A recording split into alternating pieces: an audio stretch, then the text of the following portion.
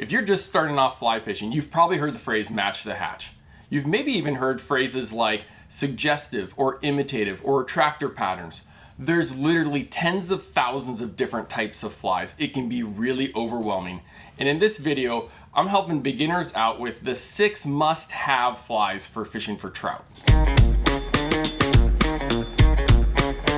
The woolly bugger is arguably the most famous trout fly ever. It catches fish everywhere, has been around for a long time, and it's an incredible fly, and you need to have this one in your fly box. If I can only have one, which would be torturous, if I could only have one, it would be a black woolly bugger in a size 8, and it would have a cone or a bead on the front of it. If I could have 2, I'd have an olive one as well. For lake fishing, woolly buggers are absolutely essential. For stream fishing, I think sometimes they actually get overlooked because people think that they're so common and need to have tricked out special patterns to be able to catch fish. But the woolly bugger, we don't know what it imitates, but it just looks alive. So whether it's imitating a leech, a dragonfly nymph, a stonefly nymph, a bait fish, can be all sorts of different stuff. It just works.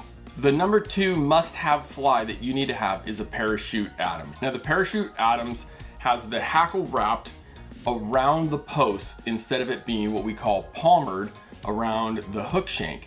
And what this does is it allows the fly to sit closer to the water, just like an adult mayfly does. Now if all you have is a standard Adams, that's okay too. It's a great fly. The Adams has been around forever. But with those bristles of the feather that sit down on the water and keep it up high, it's better for water that has more disturbance on it. And so streams that have a little bit more gradient, the Adams is great. The parachute Adams, man, that is one I don't want to be without. If I had to have just one, it would be gray in a size 14 or 16.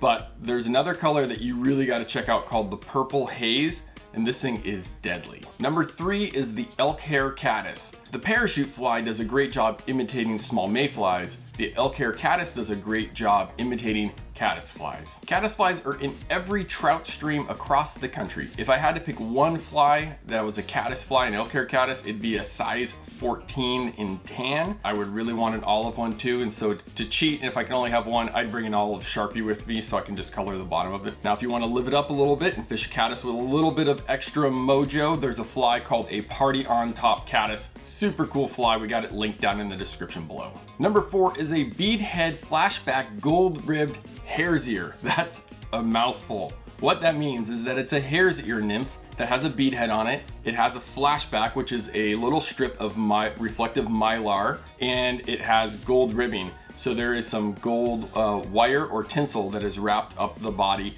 that helps segment the body so it looks like a bug does have with a segmented body, and it also adds a little bit of fish attracting flash. The hare's ear fly has been around forever. This is a standard fly that you just have to have in your box. Great for imitating mayflies and other small aquatic insects. It's great in lakes, especially imitating Callibaetis mayflies. It's also great in streams, fish subsurface, whether you're nymphing it or tight line nymphing it, or sometimes even just stripping it in. It's a deadly fly. Now I mentioned nymphing. And if you're gonna dead drift a fly, an indicator is the way to do this. An indicator is a small float that suspends the fly off the bottom. It also is your strike detector, so if a fish eats the fly, the strike indicator lets you know so you can set the hook before the fish spits the thing out. I've had a lot of luck with this particular fly in backcountry, high elevation alpine lakes, and fishing it with a long leader, fishing it along the shoreline, just stripping it in with the short little strips. And I think it does a great job imitating emerging Callibaetis mayflies. And for sizing, I would go with a 14 or a 16. Okay, just have a couple more flies to share. If you're finding this video helpful, go ahead and hit that like button so other people can find it too. Number 5 is the chubby Chernobyl, and maybe it hasn't been around long enough to be known as a classic, but it is definitely well known and it is reliable. There's lots of different colors and sizes with this one as well. Now this fly is a large dry fly, and it can actually imitate a lot of different things depending on the size and the color. It can imitate a large stonefly, like a giant black stonefly, also known as a salmon fly, also imitate a golden stone, a squala stone. It can even imitate grasshoppers in late summer. And in smaller sizes, it can even imitate caddis flies. It's a super versatile fly. I'd hate to have to only pick one size and color, because one of the strengths of this fly is its design. It can be just modified to imitate all sorts of different stuff. But if I had to pick just one, I think I would probably go with a golden size 10. Then it would imitate golden stones as well as hoppers. And so fishing in late June and July in the West, as well as that late summertime from early August on, this fly is deadly. The other thing that this fly is great for is fishing with a dropper, where you tie tippet off the end of the hook and drop it down, and it could be anywhere from maybe 16 inches to maybe even 3 feet. And then you put your hare's ear or other small nymph underneath it, and then you can fish 2 flies at the same time. And then this acts as your indicator, so if a fish eats the nymph, it pulls that fly under, you know to set the hook. Number 6 is also a big fly, and that's the Pat's rubber legs. This one imitates stone flies, and hey, I like a big meal.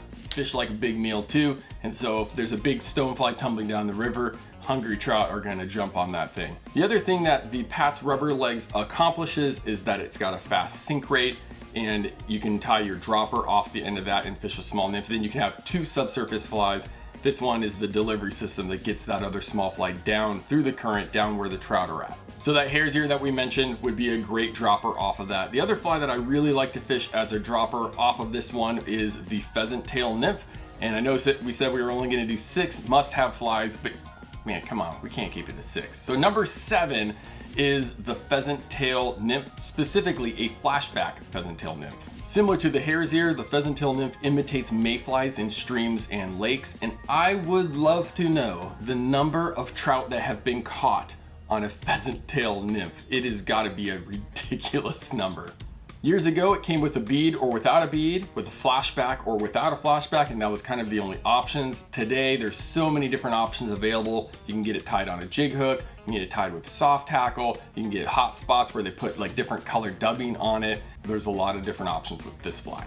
Now, I mentioned fishing this fly as a dropper below a Pat's rubber legs or underneath the chubby Chernobyl, but you can also fish it in lakes behind the woolly bugger. That fishes really well, especially in those backcountry high alpine lakes.